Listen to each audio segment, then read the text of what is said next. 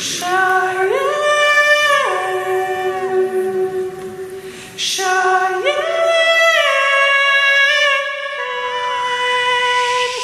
Cheyenne,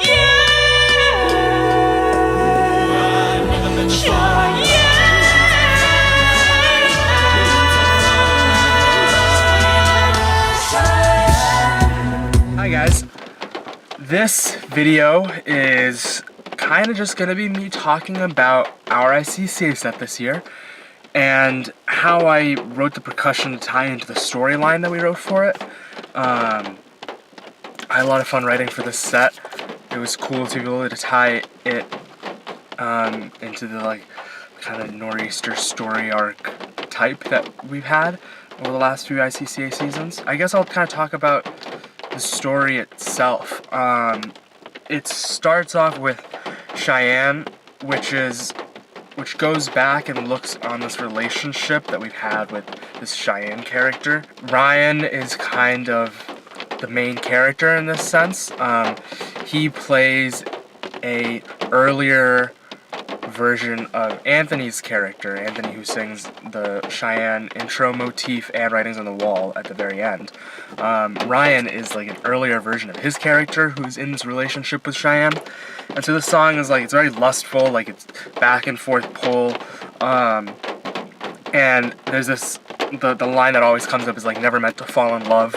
It's this, you know, it's this love that you're not supposed to have, but you still have it, like, profoundly. That goes into Creaks, which is the sadness, it's the reflection. It's kind of like the moment after like a big fight or like a breakup or something, and it's, you're remembering this lost love. It's kind of like Anthony's character's psyche speaking out, and like this character fighting this feeling. So there's it's emptiness, there's regret, you feel vulnerable and alone, and like it's really cool that there's no percussion in it, because you just get this like group harmony, which is really cool. And then at the very end you get a little whoosh, which I'll talk about later, I guess.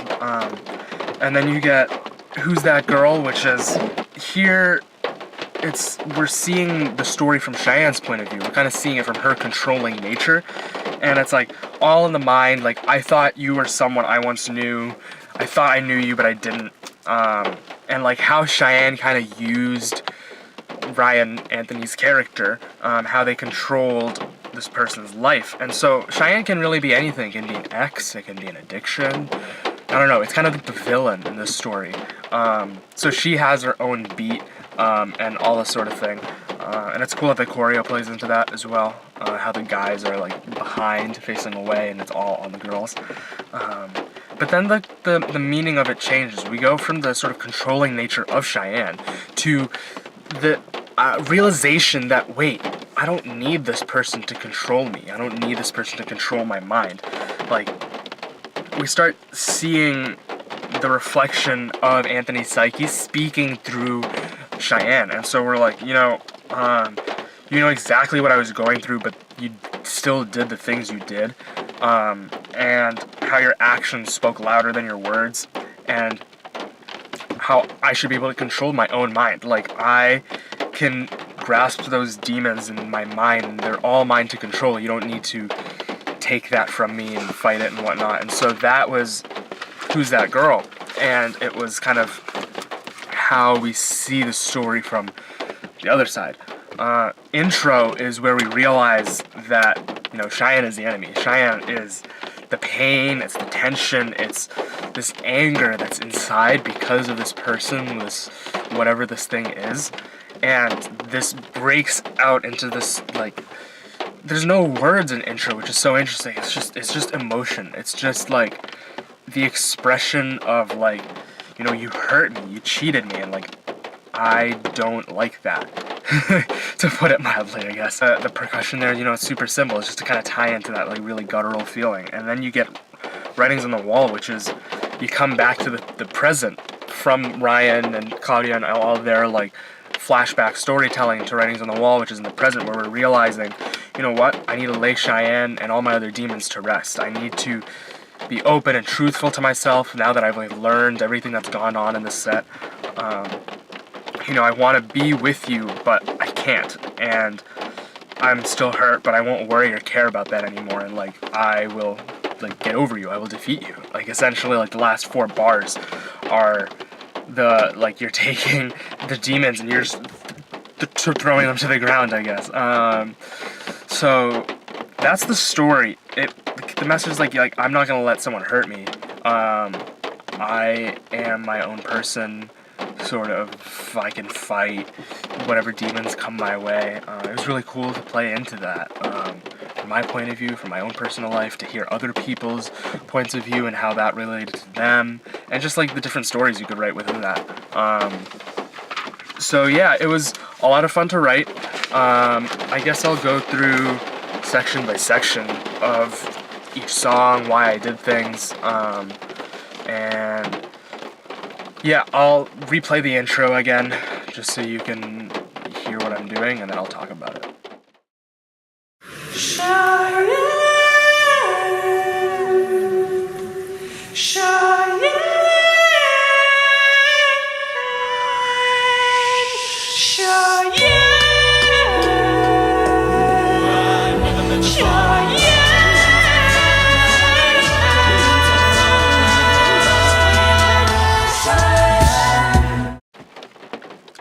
So, in the beginning, you hear Anthony doing this Cheyenne motif, and it starts off very quiet, which is pretty different than past Nor'easter sets. This is the beginning of the flashback. It's where Anthony's character is beginning to retell the story. And so the percussion comes in gently. It comes in with this whoosh that then falls into this like descending click sound thing. So I go.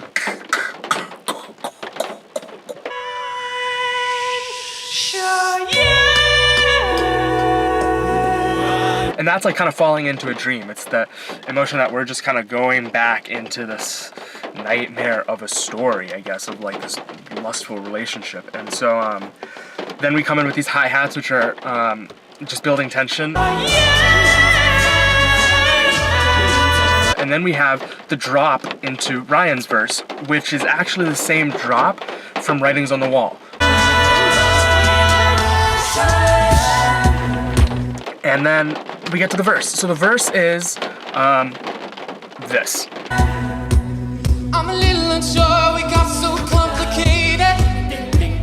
If I let go, I know I'll regret it. It settles into this simple 4 on the floor kick drum beat. The first 4 bars are simple. There's only like a little fill at the end of every second bar, so it's like, and then we get the second 4 bars. Let go, I know I'll regret it. Every up that I held before was sure to break it. I don't know what she did. Which we got. So that like is kind of this pulling, tugging feeling that I wanted to play into between Ryan's emotions and the never meant to fall in love sort of theme of this song. It's just like that feeling of anger, like it's like and then Claudia comes in. I just can't stop thinking about you every day. No, I can't stop. No. Again, I wanted to play into this idea that it's a lustful relationship, so I wanted her beat to simplify back down and just kind of be something that you can like rock back and forth to. So we just get this like, and then we get the chorus. We started, baby, you're not what I expected. 'Cause All I ever wanted was some fun. Look what we started, baby, I'm losing the exits. All I ever wanted was some fun. I never meant to fall in love. The basses are doing their own rhythm. At first thought I wanted to play into, but then realized that if I tried something a little bit different that was a little syncopated, you would get the same groove, like the same like back and forth like dancey vibe, but the syncopation would kind of make it uneasy.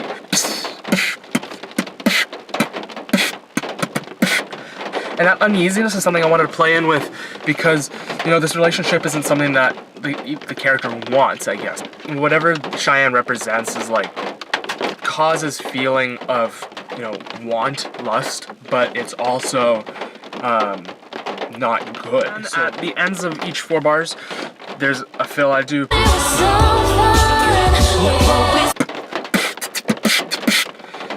That's the first one, and then the second set of 4 bars, I go.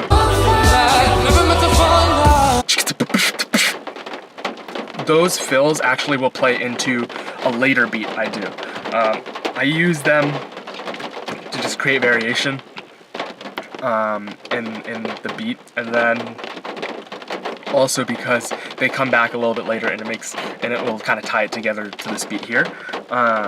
And then you get the choreo part where like we throw our hands up. So I go. So that symbol like highlights the hand throw. And then the next set of 4 bars. Never meant to fall in love. Never meant to fall in love. Never meant to fall in love. That one I wanted to switch up the feel because I wanted to. You're hearing something like ooh never.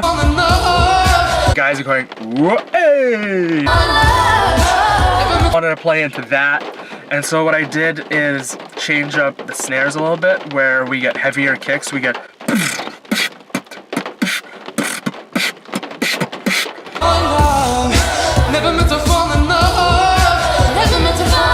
So that, I wanted that to be like it's just like jolting. It's jolting is I guess what it is, and that's the kind of emotion I wanted to feel here. It's like, dude, like you're unsettling it a little bit, and then the next part when we get the guys singing the Cheyenne line.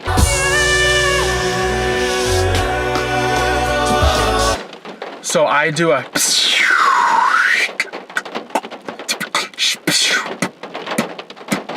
That is just like, you know, switch up, unsettle it, choreo's changing, and then we get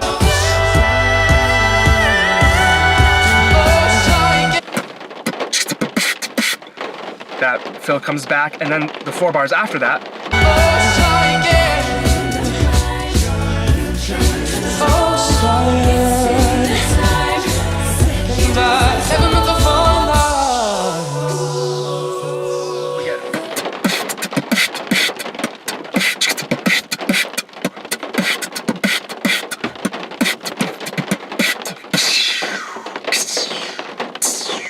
So those like echoing descending whooshes that is highlighting an echo of a riff that Ryan does. So Ryan riffs out of his solo at the beginning of the bridge, but you hear 2 echoes done by Juan and Will.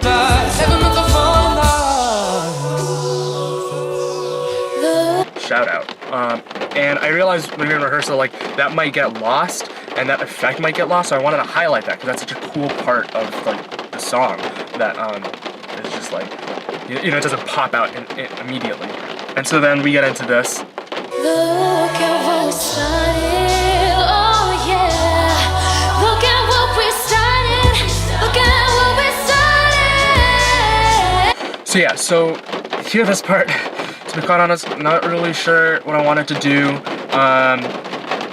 I experimented with a lot of different things and eventually came to this. Can't really explain it. The next 2 bars here.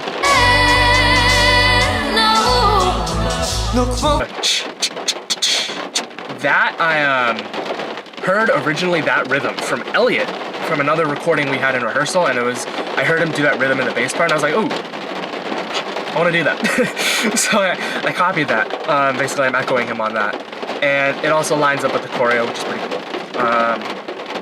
And then we get this. What we started, baby, not what I expected.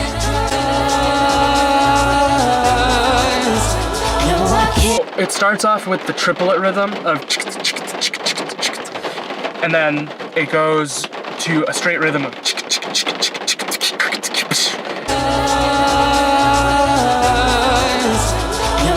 And so the straight rhythm, I guess, just builds tension. It's playing with the build of tension and whatnot again. And then there's a 5-bar build. I can't stop thinking about you every day. No, I can't stop.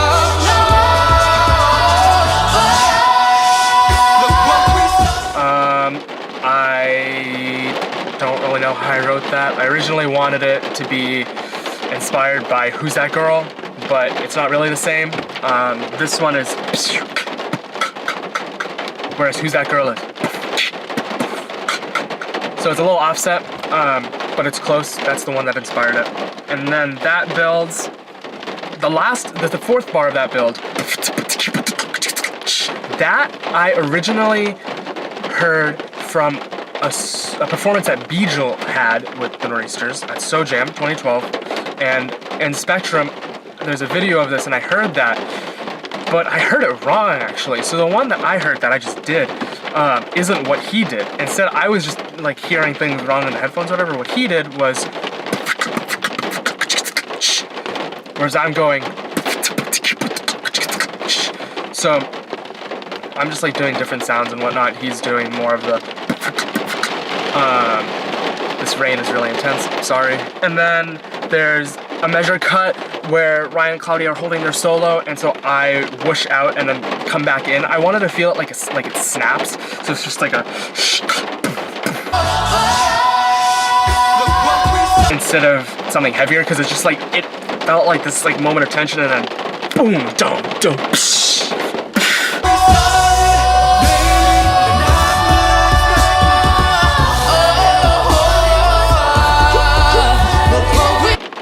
I throw in some hiccups there at the end, and then it goes into a simpler beat.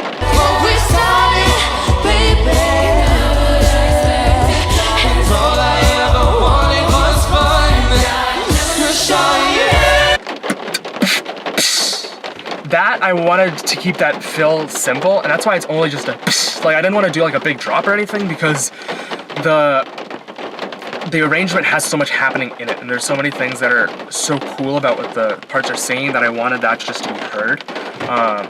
So I didn't do anything there. I got a beat to breathe. Then the next few bars,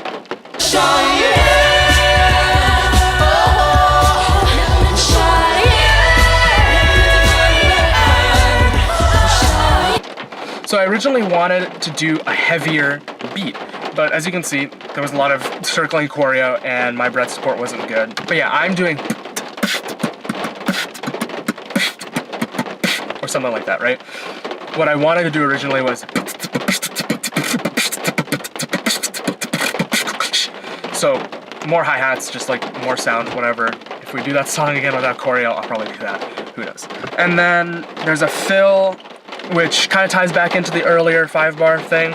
The earlier one was, this one is, so again we get the, and then I do just like a straight fill down there, which leads into the like, Take a look at what we're starting,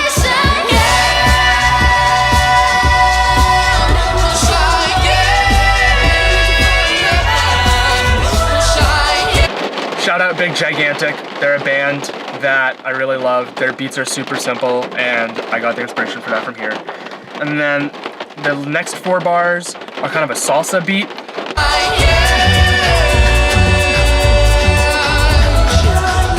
Elliot wrote this really cool descending bass progression, and then I'm doing a,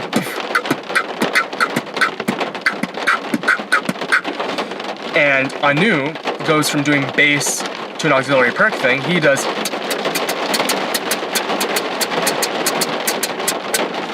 and so that overlying is like this cool salsa beat that we get to do. Shout out Triforce.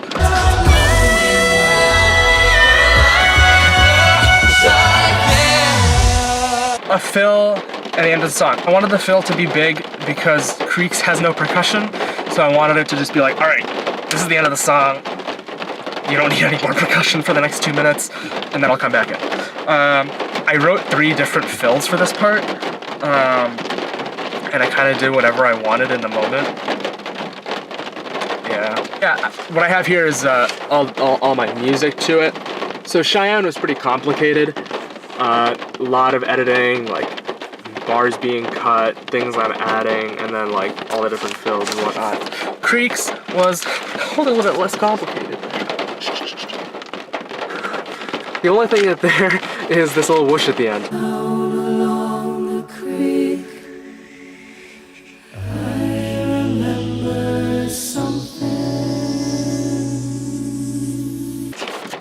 going into Who's That Girl, and I wanted there to be an auditory link between the songs, because right at that moment everything cuts out and you just hear Megan singing the pitch and then Sophia counting in.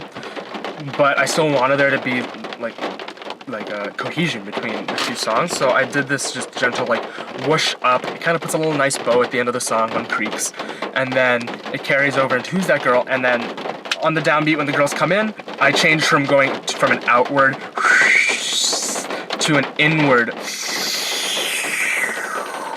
1, 2, 3, 4. All in the mind, you can control. It's in the time, seconds untold.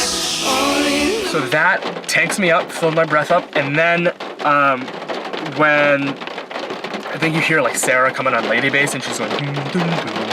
I kind of mirror that with the whooshes. untold. All in the mind, you can control. It's in the time, seconds untold.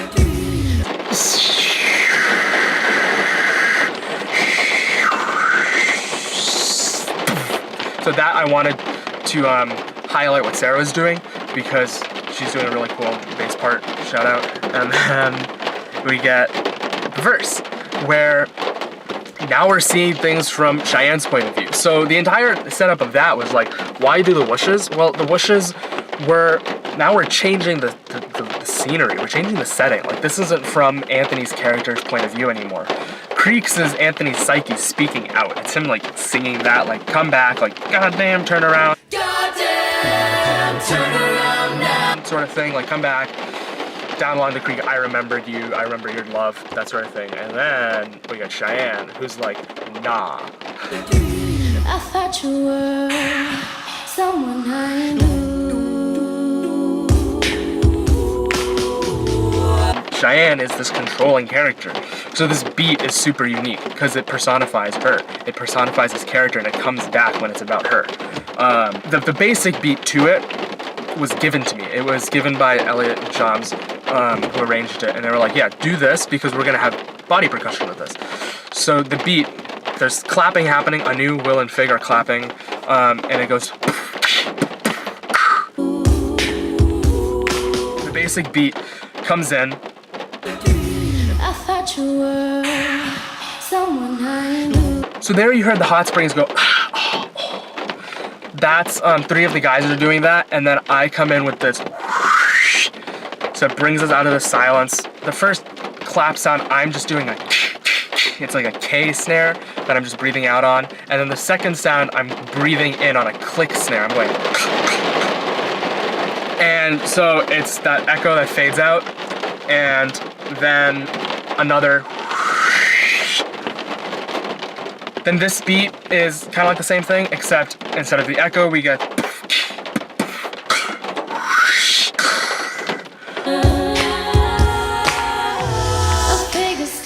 To me, I envision like someone pulling out a sword, and it's like. And then we get the hot springs again. And then I do a.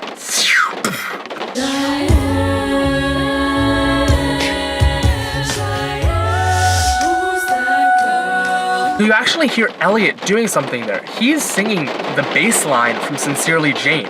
So I wanted the beat to fall into that because it's such like a cool thing that's so low. So I wanted the beat to like, you know, dive in. And then you get. That ties in to the past one where I was like pulling out a sword, and it's also the echo.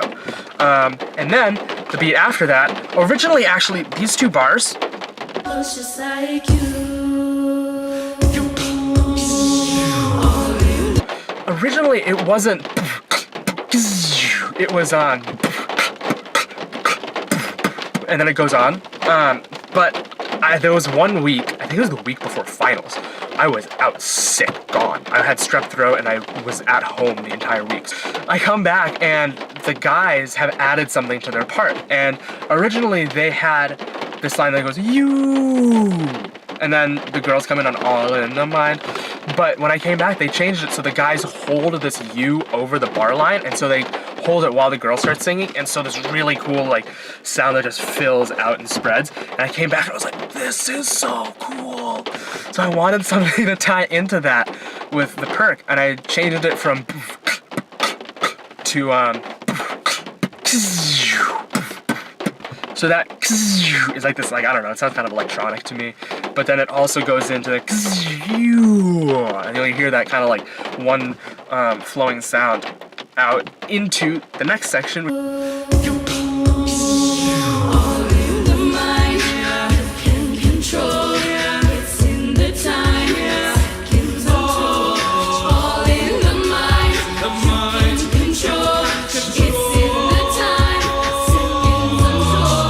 A dancier beat, but the girls start stepping forward, so it's like, all right, they're taking power here, like they're really taking control, and we're like, all right, this beat is like, it's again kind of like, you can perceive it as lustful, but it's also like unsteady, and you're like, ooh. It's also my favorite beat in the whole set. It's so fun. So you hear I'm doing a simple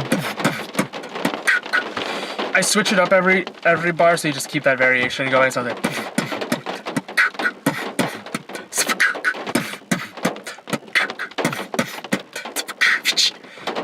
using the difference between the and the and again and then I don't know, just kind of keeps it funky and fresh. It builds, and then the last bar you hear the basses go,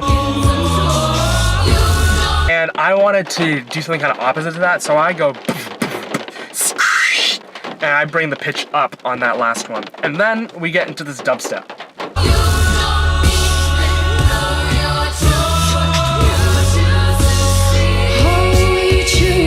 I wanted to just kind of break it down. Like, this is when Cheyenne is singing, you don't even know the truth. You're only seeing what you choose to see. Everything about our love was skin deep, and nothing is it was real. And so like you're hearing Cheyenne's demon voice through her, like through your consciousness. And so this is like, it's really like the breakdown, but you're still clinging on to her a little bit. So the first bit is the breakdown. It's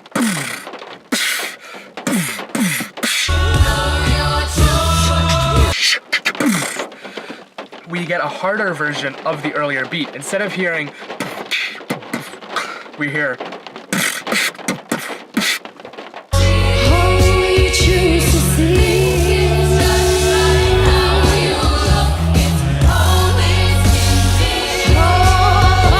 So that builds, and then we get another breakdown. So now this breakdown breaks down even more.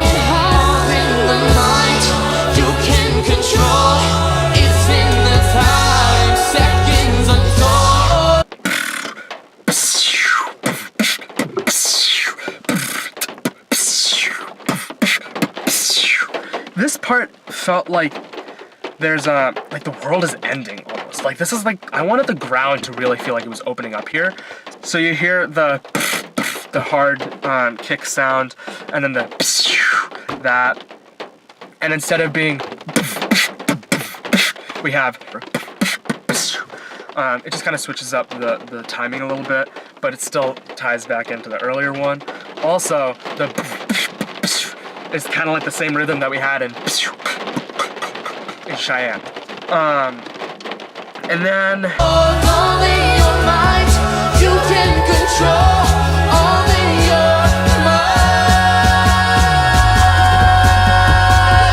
this was the most, I'd like have no reason for how I approached it, but I guess I can try to reason it out right now. Well, I wanted each bar to build, but the difficulty was that it's 5 bars. So you can get 4 bars really well, but then the 5th bar is like, all right, do I go even harder? Or like, do I just draw back a little bit? So I decided that, so the first bar you hear is, and that is just simple, it's just on the 8th note. The first one is, so it's snare, hi-hat, and then snare, hi-hat, kick, and then snare, hi-hat, and then the next bar is, you can control. The first one is that, like, trill, fill, whatever it is just to add to that, and then again you get snare, hi-hat, kick, and then to fill out the measure, and then switch it up. I wanted to pull the snares closer together so we have more tension. So we have, but there's still a breath in there. It's, and that breath allows me to hit those, allows me to really just tank up for the next bit, because then you get all the snares back to back to back to back to the end.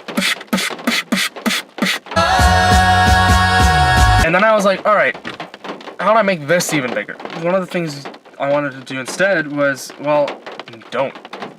Bring it back and let that do the work. You just hear this.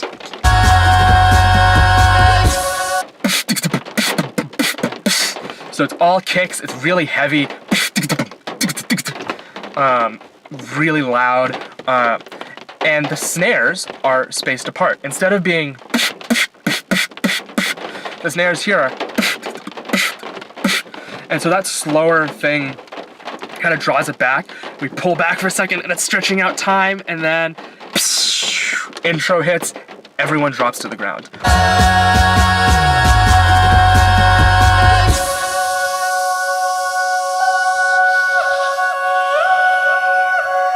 I'm breathing out on the cymbal, I go psst, and then somewhere in there I switch to an inward breath, I go psst.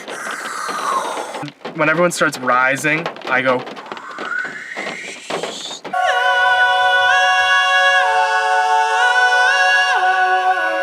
to kind of highlight that.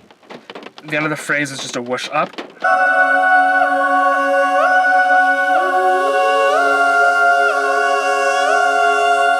And then you hear heartbeats.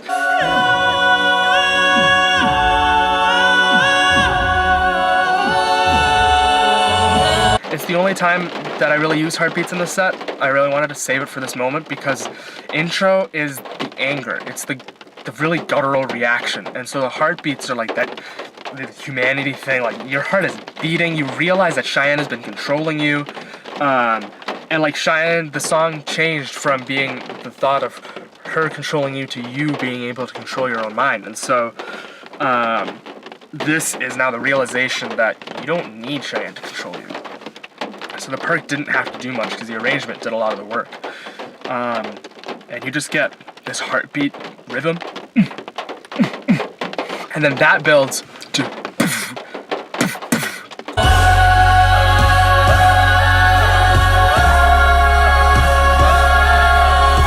and then heavier than that.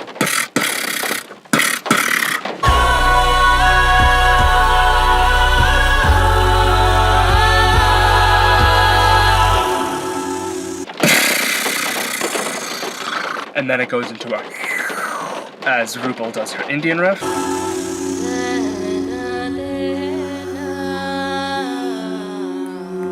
A gentle whoosh up as Sophia starts her dins. And then Writings on the Wall starts.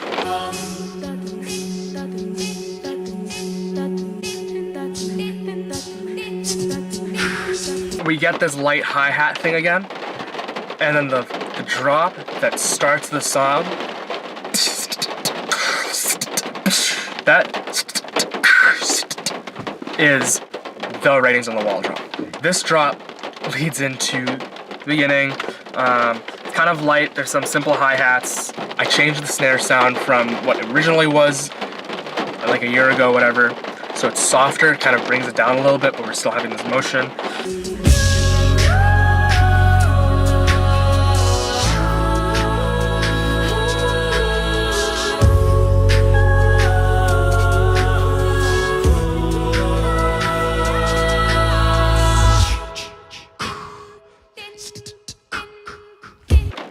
The drop going into Anthony's verse coming in is,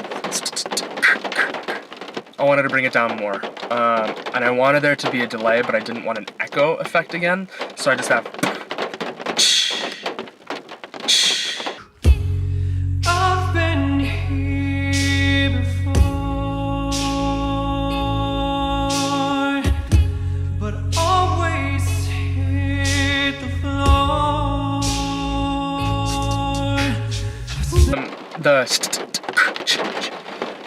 That fill, I wanted it to introduce the K sound again because that comes back in the next 4 bars, but I still wanted it to incorporate the ch sound we had before. So that's why I was ch, ch. And then you get the next 4 bars. Spent a lifetime running, and I always get away. But with you, I'm feeling something that makes me wanna stay. So kind of like a fake build, and then it dies back down, and then the snare sound drops. It's still a K snare, but the pitch goes down because I just wanted it to be a little bit heavier and a little bit different here. I'm prepared for this. I never shoot to miss, but I feel. And then a little like more fills and stuff, and then that builds. But I feel like a storm is coming. If I'm gonna make it through the day, there's no more use in running. This is something I've gotta face. And then we get the chorus. I realized that there's a lot of hi-hats, you're not going to be able to hear the chords, and the arrangement is still so beautiful, so I just wanted to keep that front and center. So that's why I just do. If I risk it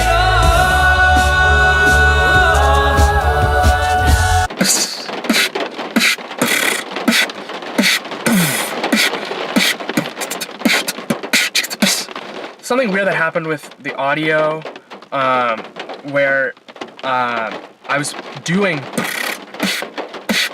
but instead you hear like, and like the snare is offset and something's not right. I did it right live, just for the record.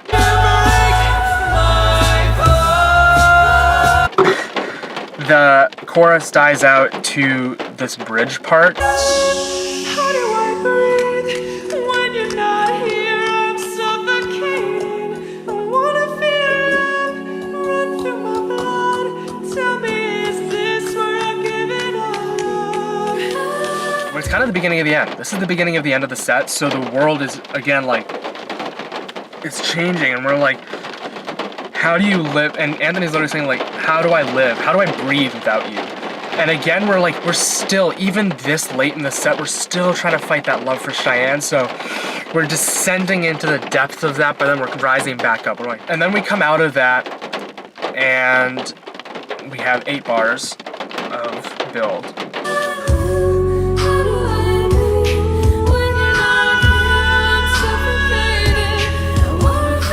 I wanted to bring back an old beat. So here we hear the Who's That Girl beat again. And then it builds again.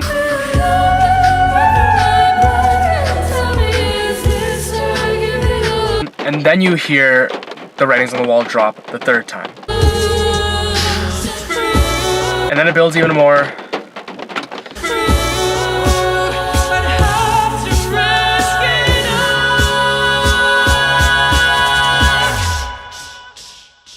The last fill, I just felt like doing a crazy fill because I was like, nah, screw it. This is like the biggest moment.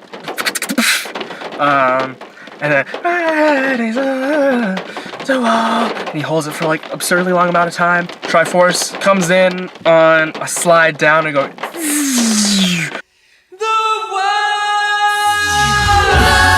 And then the last 4 bars. I really wanted it to be resolute. I wanted it to be not upbringing, not happy is the word I was looking for. So you hear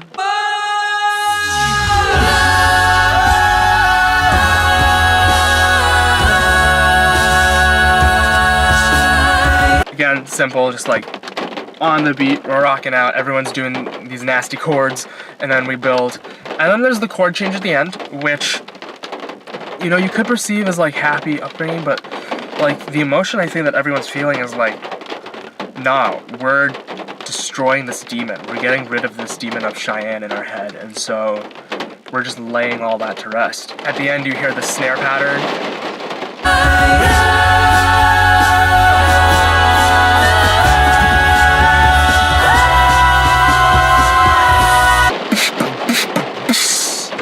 There was a couple of different things I wanted to try.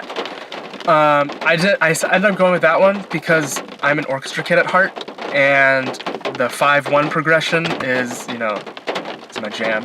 Snare kick rhythm is kind of like, I guess, the percussionist version of a 5/1, 5/1, 5/1, 5/1, 5/1.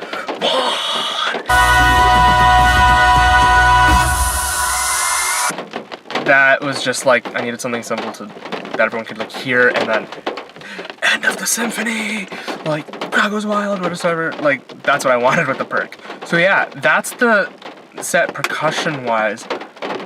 Some other cool tidbits that, you know, we had were the 3 drops, kind of representing each of us in the rhythm section, me, Elliot, Anu.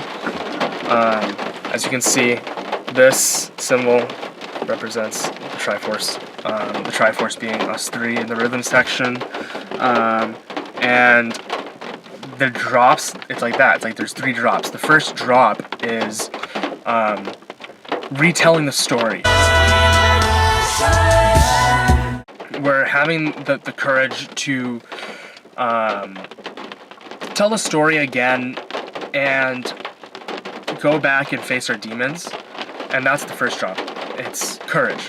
Legend of Zelda fans know what I'm talking about.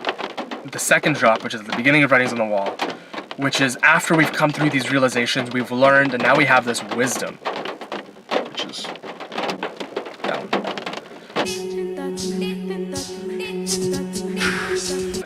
And then the last drop is in this giant build right before Anthony's about to release all this emotion.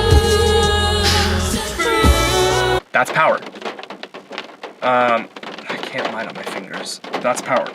And those are kind of like the 3 emotions in each of those things. Like, it's kind of cool that they kind of tie in with Legend of Zelda. And then the last drop where all 3 of us come in for the last 4 bars is like all of those coming together. It's the Triforce coming together.